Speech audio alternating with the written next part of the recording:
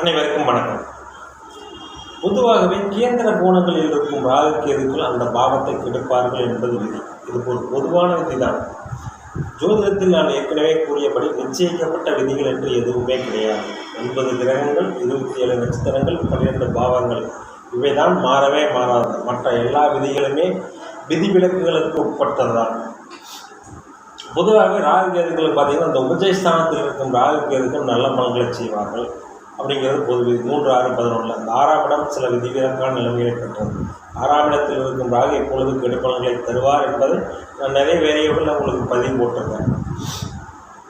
எந்த பாவகத்தில் இருந்தாலும் ராகு கேதுக்கள் சனி செவ்வாயின் தொடர்பை பெறக்கூடாது. சனி செவ்வாயின் தொடர்பை பெற்ற ராகு கேதுக்கள் அந்த பாவகத்தை கெடுப்பார்கள். அதே போல கேந்திர கோணங்களில் ராகு கேதுக்கள் இருந்தாலும் அவர்கள் அந்த கேந்திரத்தில் இருந்தால் கோணாதிபதியுடனும், கோணத்தில் இருந்தால் கேந்திராதிபதியுடன் இணைந்து அந்த லக்கணத்தின்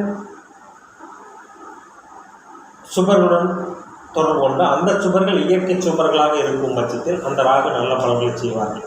உதாரணமாக 9ஆம் இடத்தில் இருந்து அவர் 10ஆம் அதிபதியுடன் தொடர்பு கொண்டு அந்த 10ஆம் அதிபதி லக்கணத்திற்கு சுபராகவும் இயற்கை சுபராகவும், இந்த 9ஆம் அதிபதி லக்கணத்திற்கு சுபராகவும் இயற்கை சுபராகவும் இருக்கும் பட்சத்தில் அந்த ராகு நல்ல பலன்களை செய்வார். அது எந்த பாகமாக இருந்தாலும், பொதுவாக சிம்மத்தில் இருக்கும் ராகு நல்ல பலன்களை செய்ய மாட்டார்கள் பொதுவான விதி. அந்த சிம்மத்தில் ராகு இருந்தாலும் கூட அந்த ராகு சுபரின் தொடர்பை பெறும் பட்சத்தில் அந்த ராகு நல்ல பலன்களையே செய்வார் என்பது விதி. சரி, இதை ஒரு உதாரண ஜாதகத்தோடு பார்க்கலாம். இந்த ஜாதகம் பிறந்தது 6/5/1998 7:25 PM அளவில் பிறந்திருக்கார்.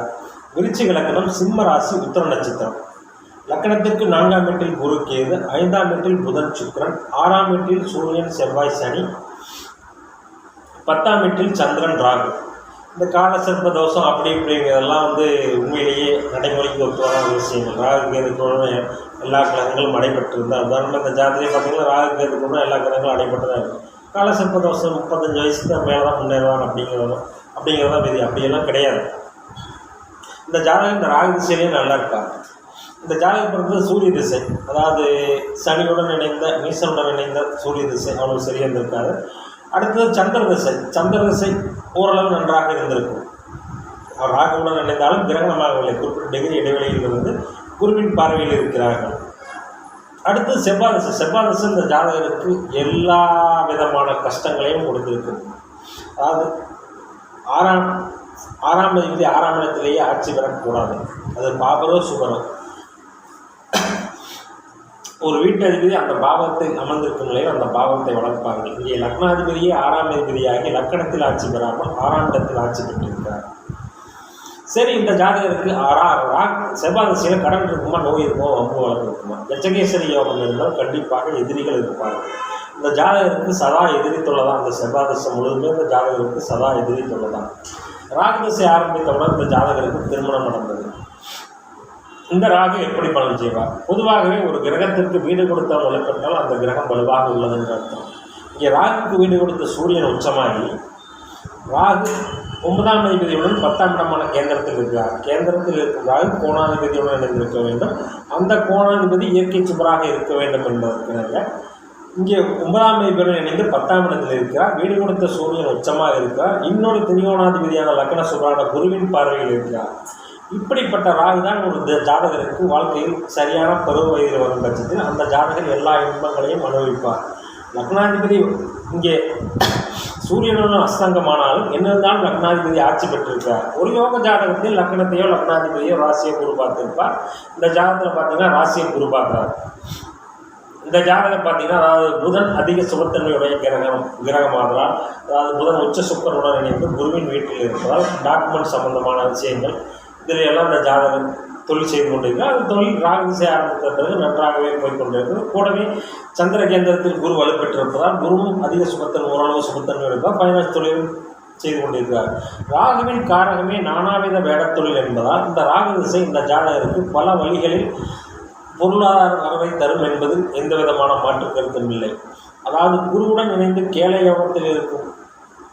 கேதுவுடன் இணைந்து கேலயோகத்தில் இருக்கும் குருவின் பார்வையை பெற்ற ராகு அந்த கேலயோக பலன்களை ராகு தனது தசையிலே தந்து விடுவார் என்பதற்கிணங்க இங்கே குரு கேது இணைந்து ராகுவை பார்க்கிறார்கள். தன்னை பார்க்கும் கிரகங்களின் பலன்களை அப்படியே எடுத்துச் செய்வார் என்பதற்கிணங்க 5ஆம் அதிபதியின் பார்வையை பெற்றும் 9ஆம் அதிபதியில் இணைந்திருந்தும் கேளயோக பலன்களையும் ராகு முழுக்க தனது தசையில் எடுத்து செய்து இந்த ஜாதகரை ஒரு நல்ல முன்னேற்றமான பாதைக்கு கொண்டு செல்வார். இந்த ஜாதி திசை இந்த ஜாதகரின் வாழ்க்கையில் ஒரு பொற்காலமாக அமையும் என்பதில் எந்த விதமான மாற்று கருத்தும் இல்லை. எனவே ராகு இருந்த 3-6 பலன்கள் இருந்தால் தான் அந்த ராகு நல்ல பலன்களை செய்வார். கேந்திர கோணத்தில் இருக்கும் ராகு நல்ல பலனை செய்ய மாட்டார் அப்படிங்கிறதுலாம் விஷயம் இல்லை. கேந்திரத்தில் இருந்தால் கோணாதிபதியுடன், கோணத்தில் இருந்தால் கேந்திராதிபதியுடன், அந்த லக்கணத்தின் யோகாதிபதியுடன், அந்த யோகாதிபதி லக்கண சுபராகவும் இருக்க வேண்டும், இயற்கை சுபராகவும் இருக்க வேண்டும். இது ரொம்ப முக்கியமான விஷயம். சனி செவ்வாய் என்னதான் லக்கண சுபராக ராகுவின் தொடர்பை பெற்றாலும் அந்த ராகு நல்ல பலன்களை செய்ய மாட்டார்.